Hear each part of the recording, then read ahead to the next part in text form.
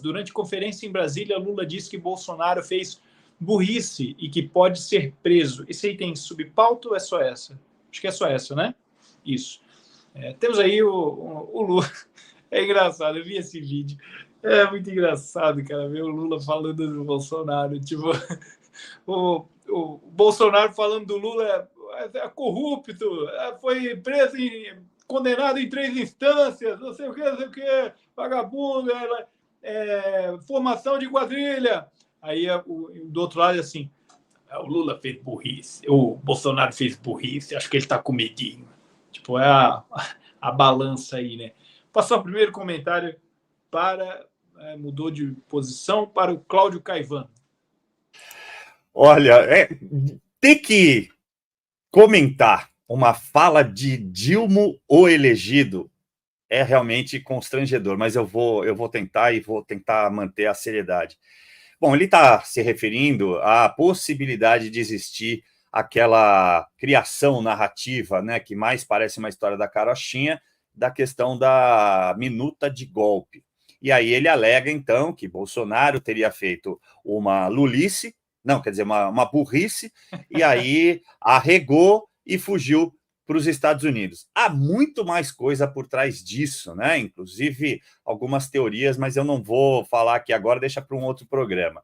Mas essa questão, eu preciso lembrar aí ao Dilma elegido, que não nos representa, infelizmente, mas foi eleito por esse sistema eleitoral, que não se trata disso não, porque se é uma lulice, desculpe de novo, uma burrice, o que o Bolsonaro teria feito ao cogitar colocar em um estado de defesa ou um estado de sítio, seja lá o que significasse aquilo, que consta na nossa Constituição como prerrogativa do presidente, a Dilma também fez uma dilmice, né? Fez uma lulice, porque ela também tentou em 2015.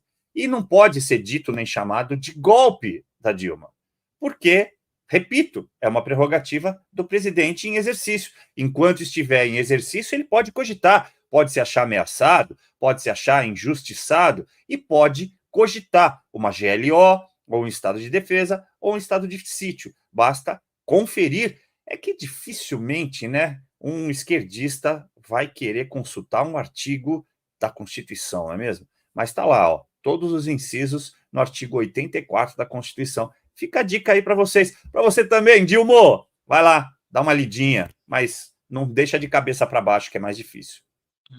Era a observação que eu ia fazer, né? Bom, ele pode até tentar ler, mas vai que ele erra a posição do livro. Passar o comentário para o Luiz, que não é o Inácio. Não, é um absurdo. É isso mesmo que você falou, né? O Lula, ele vive disso agora. Ele vive de fazer provocações. Parece aquelas coisas de luta livre, né? Aqueles caras fanfarrões, né? Lula, você fez burrice. Você é um covarde. Você não sei o que, não sei o que lá. Né? É exatamente isso que você falou, Paulo. O Bolsonaro, ele sempre fala a real, né, dos crimes do Lula, o que eu acho até que chamá-lo de corrupto, de ladrão, é até aliviar, é até fazer um favor para o Lula, né, porque as coisas que ele aprontou com o PT são muito piores do que isso, né?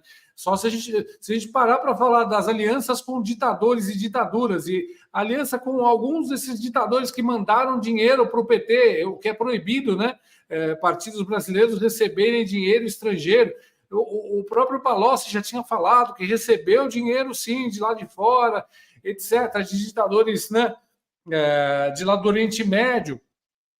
Tudo isso era para o PT já ter sido caçado, para o Lula estar trancado e terem, sei lá, a Sâmia Bonfim ter engolido a chave da cadeia, da porta lá, para o Lula nunca mais voltar. Mas é claro que a gente vê que as coisas não funcionam assim no Brasil, né?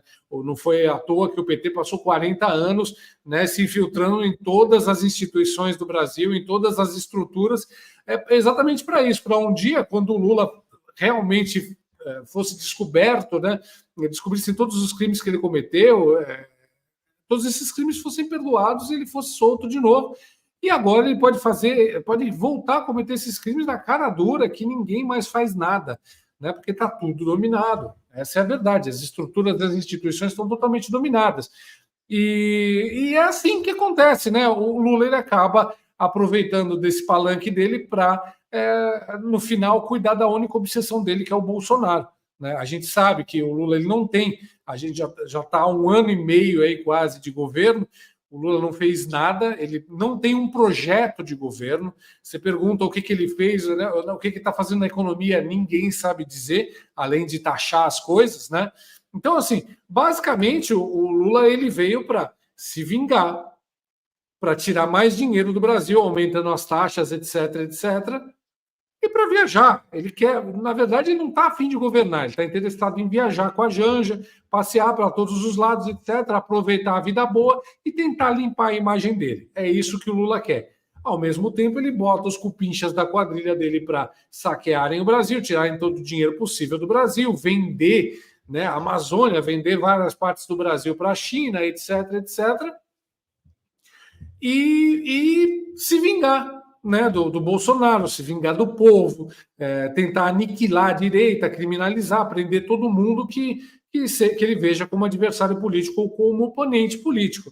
Então, no final, ele só abre a boca no final para falar do Bolsonaro, né?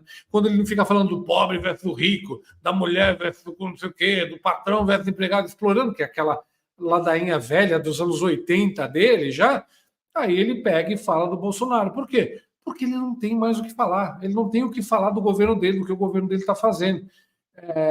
Os caras da esquerda costumam falar, né, que a direita tem o fantasma do comunismo, etc, etc.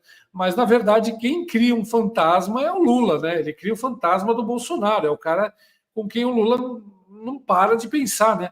É tanto uma ferramenta que ele usa para encobrir a falta de trabalho dele, de relevância no que ele faz, como também é uma forma dele continuar perseguindo quem ele vê como seu principal oponente.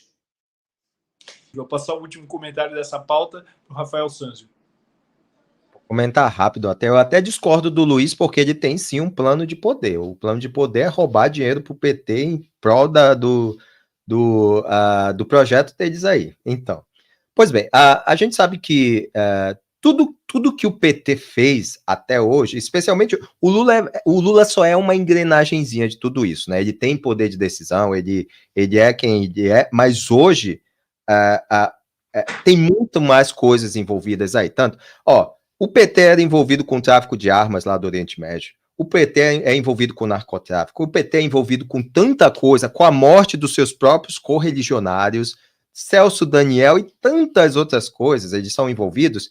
No entanto, eles acusam através de mentira, porque tudo eu vi o Nicolas lavou a alma, ele esfregou na cara daquela Fegali lá, como é o nome dela, lá do Rio de Janeiro, e daquele pseudo-pastor da Shopee, como o próprio Nicolas disse, que é um pastor que é gay, que tem aí do Rio de Janeiro. O PT vive de mentiras. Eles criam uma ilusão entre eles mesmos acreditam, e como hoje eles têm o poder na mão, eles aplicam isso através da Rede Globo, através de toda essa gentalha que é essa mídia brasileira e esses pseudo-influencers aí que só influenciam gente estúpida. Desculpa a palavra, mas é gente estúpida que não teve a capacidade de subir na vida através do trabalho duro e acha que pode ganhar tudo fácil aí através dessas ajudinhas aí que o governo fala.